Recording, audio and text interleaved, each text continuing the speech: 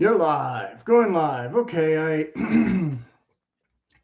usually I just talk off the top of my head with, well, if you're holding up a product and pointing at it, that just makes the thoughts come easier a little bit.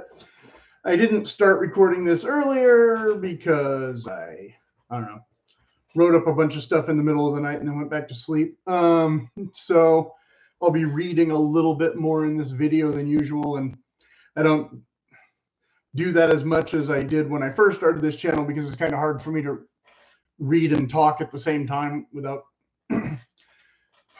getting impatient and messing up the sentences, but we'll see how it goes.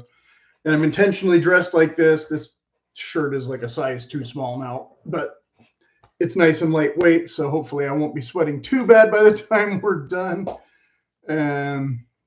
Since, yeah, it's not supposed to be a cool day yet again. Kind of tangents, couple tangents, before I get to like kind of the more meat of it. One of the things that, this being autumn, other people are doing kind of their preppy videos, like look at my, varsity jacket and this and that. So I was kind of looking at school colors, even though, I mean, I went to college, I already have school colors for, schools. I could go back to high school and pick those school colors, or I could do this or that. But most of even the Ivy League ones, they actually only have like one color. So really, I think the Ivy style is what you mix with that color that kind of gives it the colorful thing. Because yeah, like Harvard is technically like red and black with white, not red and gold. That would be USC. I can't really wear, that kind of burgundy and gold around here if I don't want people to think that I'm just rooting for a football team, right?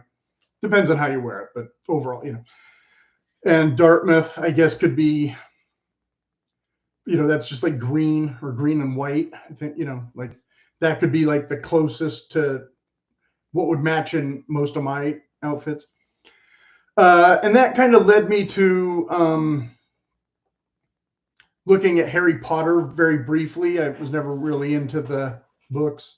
In fact, I never read any of the books. I think I saw all the movies eventually at like late night TV.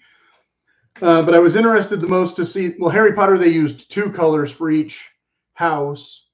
And so I see a lot of kids kind of wearing the Harry Potter thing more than real school colors for maybe Halloween or something.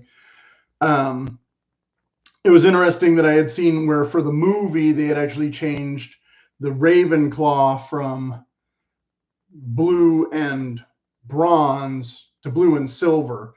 So all the merchandise almost is blue and silver, so it doesn't look as good as I think the true colors would. But obviously, I'm not buying Harry Potter merchandise. I was just curious. Because again, Gryffindor being the one that most resembles USC, right? Because again, if I was just looking at color schemes, whereas gray and silver, if you turn silver to, or green and silver rather, sorry, if you turned the silver to gray, like again, I have a whole bunch of that stuff. I could be Slytherin by default if I felt like it. But again, I think that the blue and the bronze would have kind of the more, and that's Notre Dame colors, right? There's already a college that has that. But most of the schools that are big now for sports aren't Ivy League schools. They're all Alabama and Michigan and Ohio State or something. Other place, they're not even these academic schools or high academic or whatever you call it. So of course the whole thing falls apart there. And so when they are wearing their school colors, it's very more of a blue collar rah aesthetic than yeah, I'm a Yaley, or whatever the Yaley accent would be. Which again, Yale is just blue and white. So nautical vibe, yeah, okay. Because I've made videos about all these things and hardly anybody's watched them, so I don't know who's tuning into this one, but I don't know that US and UK is a fashion rivalry at all. I wasn't trying to kind of posit it that way. But I needed a starting point, right? And what I had seen lately in a lot of videos, though, is UK guys wanting to dress more Western style, which is not actually a new thing, but it's never been a big thing. And I think the reason it's big now is Kevin Costner TV show, right? Because that's what's made it big again over here in a lot of places where country music isn't the thing, you know, in the burbs and because there's huge parts of America where guys just dress like this and they just listen to country music.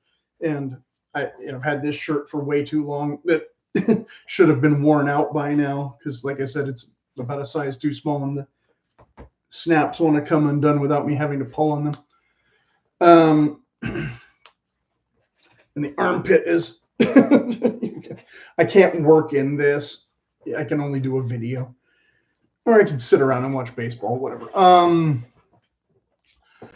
But yeah, this is, you know, the traditional snaps and the yokes, and I'm not going to do a whole product review of a shirt, but for those of you who don't know what a Western style cowboy shirt is, it doesn't have sawtooth flaps, but it does have flap pockets, and unlike denim, it is plaid, because I would not be wanting to wear a denim shirt right now because I do not have United Kingdom weather. It might rain here someday.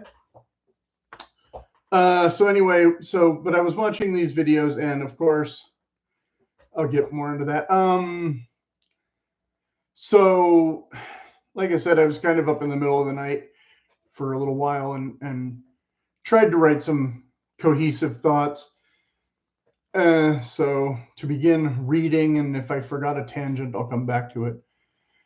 Rivalry started more with British invasion rock than World War II, because I would say, like, obviously a lot of Americans were stationed in England in the 40s, but at that time, America and England would have had pretty similar dress codes overall. Our uniforms were slightly different than your uniforms, but our tweed jackets were your tweed jackets. Like, there's no mystery there.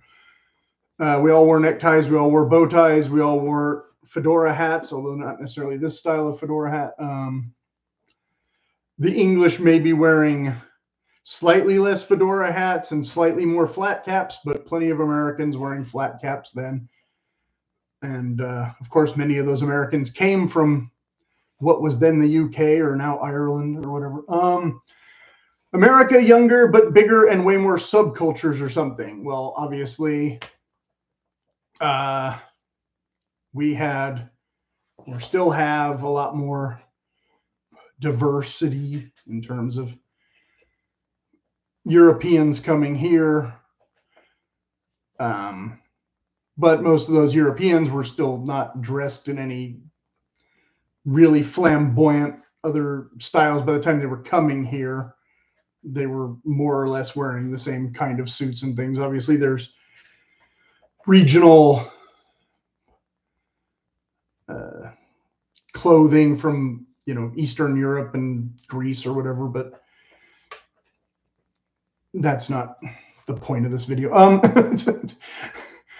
So let's see, similar trends or something even before the British invasion. Yes. Okay. Now here's where, like I said, now in the 50s, after World War II, we start to get this kind of divergence, I would say, you know, not just in the lower class or the blue collar or whatever, but, you know, we have the greasers versus you have the teddy boy.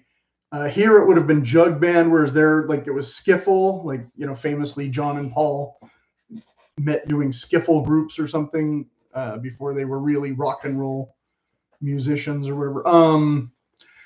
And the greaser and the teddy boy, when I was young, nobody really explained teddy boy to me. That, you know, we didn't have internet, so there was no photos. So when they said teddy boy, I thought teddy boys just dressed like greasers because they wanted to be like Elvis or James Dean or whatever. And it's a totally kind of different look. It's kind of a different attitude to it, a large degree, I think. Come back to that in a minute.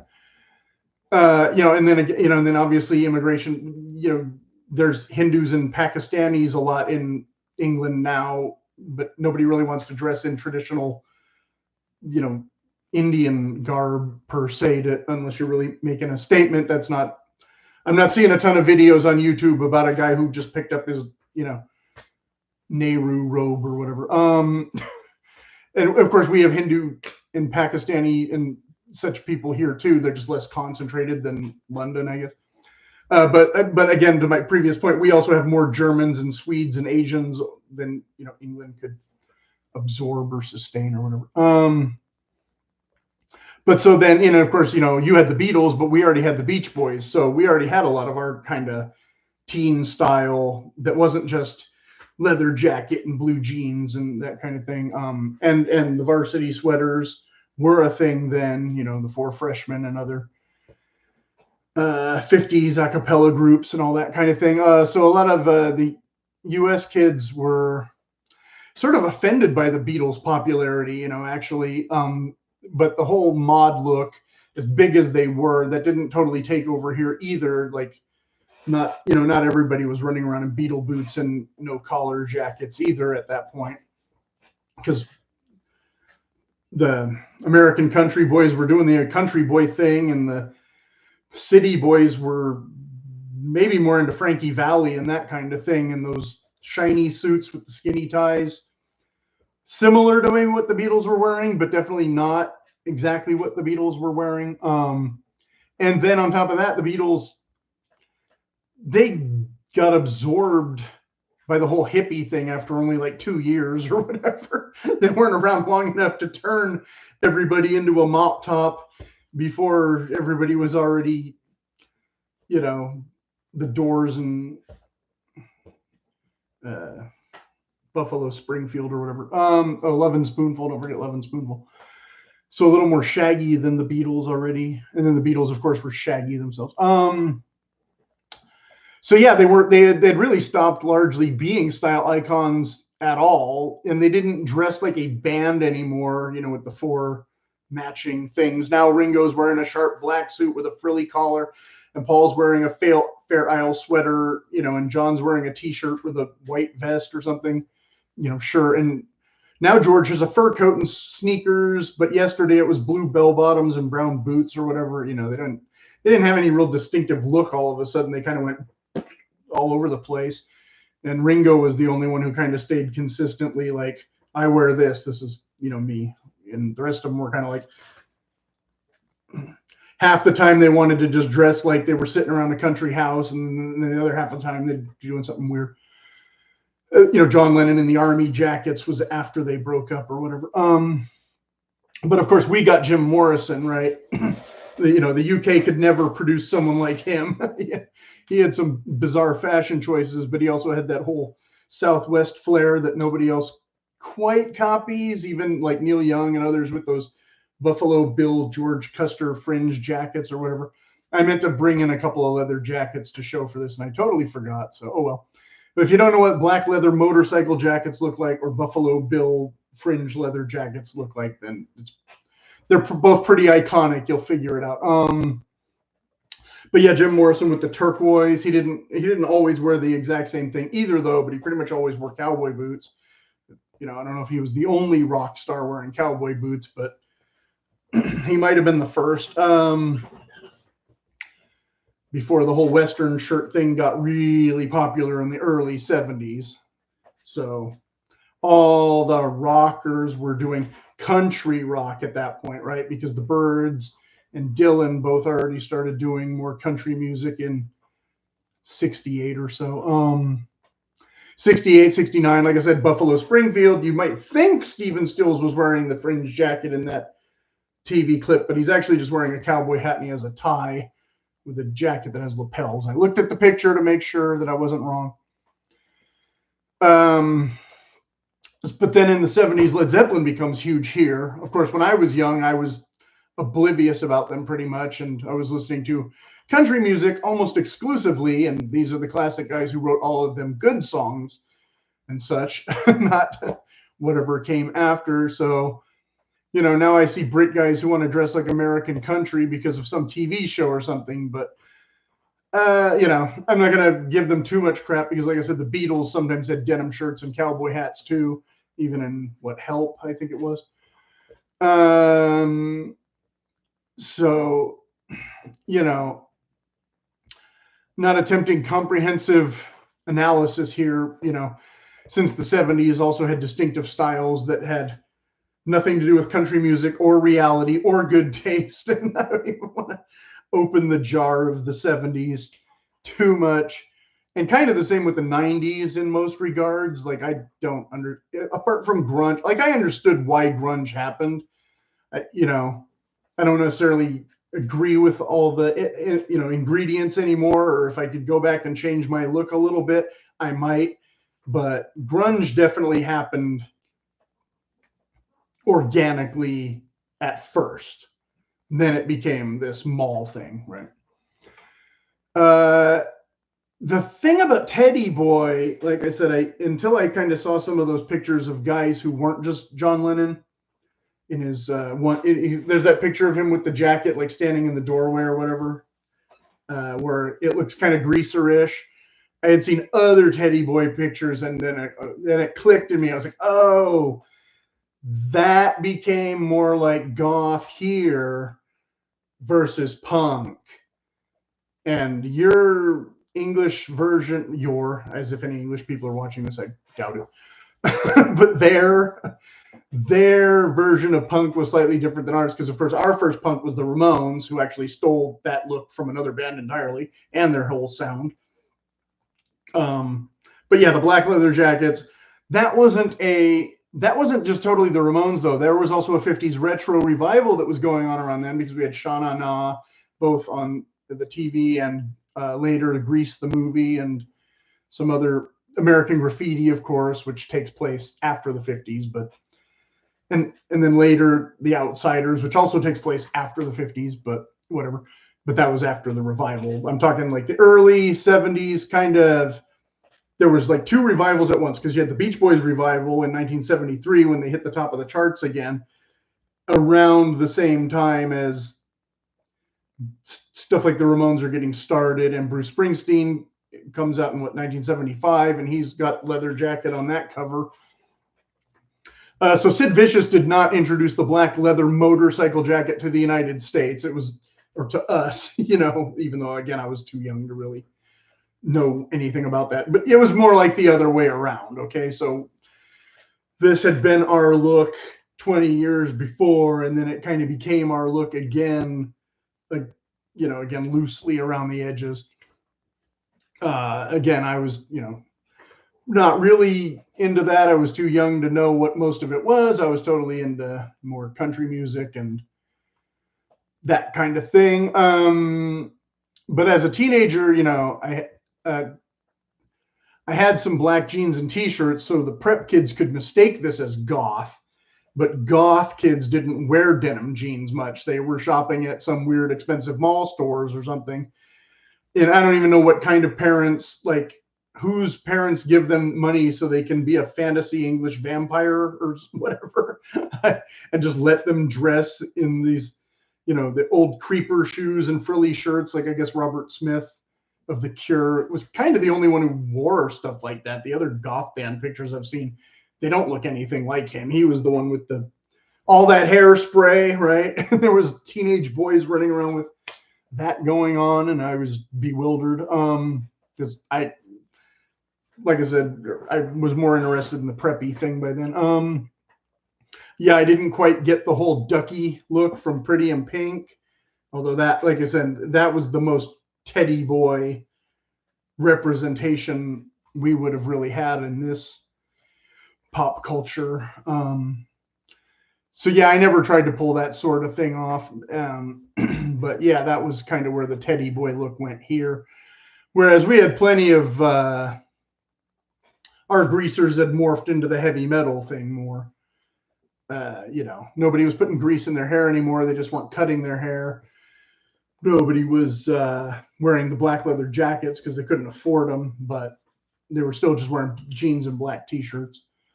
So yeah, at that time, I just had the Converse All-Star, either the high or the low top sneakers or the two-tone Vans. Mostly I was trying to, like, when I got a little bit older, I was trying to either be Jim Morrison or maybe the Spicoli surfer dude look. I gave up on Nike sneakers after the initial preppy sort of Breakfast Club copycat. He wears an inside out sweatshirt instead of a sweater, though. That's kind of a weird choice John Hughes gave him there. My Weird Al phase was slip-on Vans in bright colors, mostly the checkerboard ones. I never had leather shoes then, even when I wanted to be preppy. Like, I wasn't totally poor. I mean, I had like the one friend who wore running shoes all day long and then to go exercise with the team, whereas the rest of us had our, road shoes in the locker, and we'd change out of our school shoes and go run, and then change back and go home. But I didn't have race day shoes like he did, but except for track spikes. So he had a nicer pair of racing day shoes that were a little lighter weight than the Nikes, the Asics gels or whatever. So when I finally got the black leather jacket, I wasn't really riding on my friends' bikes anymore, and I never have worn the thing on a motorcycle. Kind of funny, but I flirted with the idea of getting a motorcycle when I was, 30, and friends talked me out of it because they said, nah, you won't enjoy crashing your bike, and pretty much everybody crashes their bike at least once. So let's see, not one specific English look exists anymore. Yes, now I want to get into the meat of the thing instead of the history lesson, I guess, as vague as that's been, or shallow. But this video is not going to be hopefully too much longer. We can skip the people who clearly have no interest in any sort of fashion, if they live primarily in the suburbs or something. And the business suit may still exist in large numbers in some urban settings, but we know that most of these are more of a uniform than a style choice now. And these haven't all been Savile Row aficionados in at least 3 or 4 decades already, because I just watched the David Saxby video about that the other day, about how he went to go buy clothes from these great tailors in Yorkshire or wherever, and all the middle management guys were dressed in terrible suits. Of course, you guys had the ugly tracksuits thing. Over here, that was mostly only an East Coast thing here decades ago. Like, that was kind of a hoodlum look in like Philly or Jersey or something, but didn't really catch on everywhere. Or it was also an old retiree guy look in Florida, I think, according to Saturday Night Live or something. But personally, I've always been attracted to classic UK style overall, although more of the country gent look than, strictly formal or typically urban. Because, Irish farmers basically still dressed this way when I was young to some extent, at least in the cooler weather. So, this for me is not just cosplay Downton Abbey aristocrats and whatnot, although I'm not wearing any of the tweed and stuff now because, again, it's 100 degrees. The tweed jacket and the flat cap is still a look, even if, they're not going wing shooting and all that. I don't know how much it's still in Britain, apart from the upper class. Probably almost none, but some. So we can approximate that look somewhat here with items on this side of the pond, but mostly budget versions of some things. And in California, any shirt with buttons is considered formal or dress shirt. And, when I called England to buy some shirts, the gal sounded aghast or almost just appalled a bit to hear when I ask her which of the two versions is the more formal. And she says, well, both are casual shirts. And I said, well, okay, yes, but here in California, anything with buttons is dressy. And I'm still pretty much more overdressed than, anybody else here once autumn finally hits. But does the U.S. miss the nuances of the English take on these styles, or do we just leave out the stuff we find irrelevant, maybe? I think they make odd choices sometimes anyway. I mean, they add in our jeans to defeat their own classic look just because jeans, because they couldn't get them for decades or something, and now they all want them. I don't know. And then, of course, there's the country versus the city versus the actual country, which again, guys who wear this to work every day instead of just throwing it on when they feel like it or whatever. So here's where the big difference comes in, and here's why I brought up the Western wear at the very beginning of this program, and here's why this, right? Yeah, I'm not a cowboy either. I'm not riding the range all day fixing fences, but our fences are barbed wire and posts, and not just hedgerows somebody built in the 1300s or something. You have like no hot sun. You have mostly pleasant weather or drizzle and rain. So your conditions are different than ours. Here's another reason why our cowboys have to dress more ragged than most of your English farmers is, well, you don't have any bears, you don't have any wolves that I know of, you don't have any mountain lions, you don't have any coyotes, you don't have any rattlesnakes, you don't have any bobcats. You have some kind of badgers, but I don't think you have any wolverines. I have experienced most of this wildlife in person, although we don't have brown bears in California, which of course are more dangerous or bigger than black bears. And I haven't actually seen a bobcat. People have asked me if I've seen any, and I haven't. But I have almost been bitten by a fox. You do have fox hunts and horsies, but mostly for that they were wearing the high riding boots, not the cowboy riding boots as ours. But most of your English farmers is still not wearing cowboy boots. They're wearing rubber welly muck boots and a rain jacket and a sweater, like the more modern version of All Creatures Great and Small, more than the Big Valley or the Rifleman or whatever. I mean, your biggest threat or fear on an English farm is what? Bad drivers and angry drunks. I'm not trying to minimize the actual work they do. I'm just saying the conditions under which they do it is soggy, not extreme. I would like to visit Utah a little more and all that kind of thing. So now you have the city kids who want the more of the cowboy look, but even they don't have really farm or any ranch experience. They're just drawing from TV iconography. So I think the one guy was saying, he wants to wear denim shirts because Ralph Lauren did, who is not even Kevin Costner, right? But at least Ralph Lauren, as posh as he might be, he's post Beatles when they already wore denim shirts. And he was also on a real horse ranch in Colorado or Wyoming or something after leaving Brooklyn. So he wasn't wearing the stuff to Sardi's Cafe in Manhattan or something that I know of. So yeah, I don't know this. I mean, is there a mindset? Because I don't think it's just England that maybe posh city boys are just easy to market to.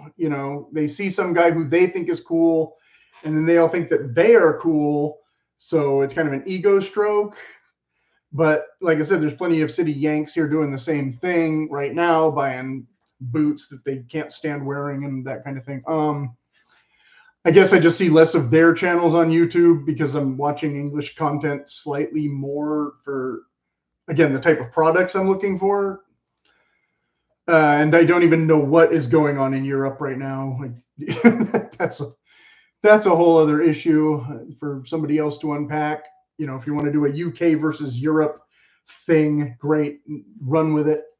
Maybe I'll watch it. But the one guy that I watch, I vibe a little more with his style than this other guy. And these aren't the only two, but kind of the main two that I watched this weekend. I guess the thing I had with him was that half of him, he still wants to dress like the little posh boys when he's already 30 or something. Whereas then all of a sudden he's trying to look more rugged. I don't know, maybe he just realized he became a man whether he wanted to or not after Harry Potter wore off. And I don't think he's the only one. I think there's like a bunch of you or them running around is kind of why I'm addressing this. And in spite of your fantasy self, now you're realizing, oh, wait, I'm married or I have a kid or something, and I still dress like a 12-year-old. I don't know. But like I said, I don't have an issue with people wanting a preppy look because the preppy look here isn't just a high school look. So there's kind of like preppy look here to me, again, is just a practical autumn into winter look, depending on what elements you put in. Like, you know, I don't have a blazer with a crest on it that I wear all the time because I don't belong to a yachting club or I don't go to Yale or whatever. But it doesn't mean I'll never get any use out of a blue blazer, navy, dark navy, not that bright. Well, bright blue would be more my college color, but still wouldn't look that good on a blazer, I think. Anyway, so yeah, but again, the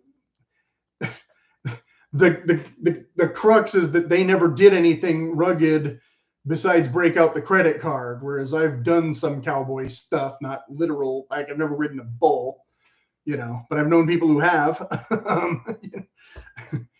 That, you know, and I don't want to just say that we're laughing at you because again, you're not the first one who adopt this kind of style, and you know, you can spend your money however you want. I'm not stopping you, but it's less authentic than, like I said, when I wear a Downton Abbey looking jacket, unfortunately, because you're only going to sip drinks at the coffee shop. We know that you can have the nicest boots on the block and they're never going in a pair of stirrups. So, you know, a little moderation, maybe don't break the bank going for this look, especially since I think that the trend will end before the durable clothes wear out, and then you might be hard pressed to find a buyer over there if, you know, reselling your old clothes is the way you make back some of your money or whatever. Whereas yeah, I tend to wear this stuff until it's you know, pretty done most of the time, with few exceptions like this. Like I said, why this one didn't get as much wear, even though it's a nice lighter weight thing.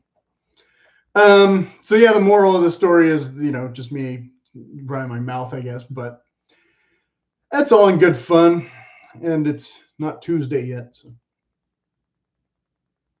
And again, if there's any questions, you can feel free to leave them in the comments as I go through this kind of current series of just touching base of stuff that I didn't really get to the first year. Like I just did neckwear finally. I just did sport jackets sort of more comprehensively, stuff like that. And so this is just kind of a, like I did Western shirts kind of more recently because someone specifically said he wanted to watch my old Western shirt videos. And I realized I didn't have any Western shirt videos. I only had wool shirt videos. So, but again, so I'm not going to do another wool shirt video because you can go back and watch that one. So, okay. Checking in, and that's all that.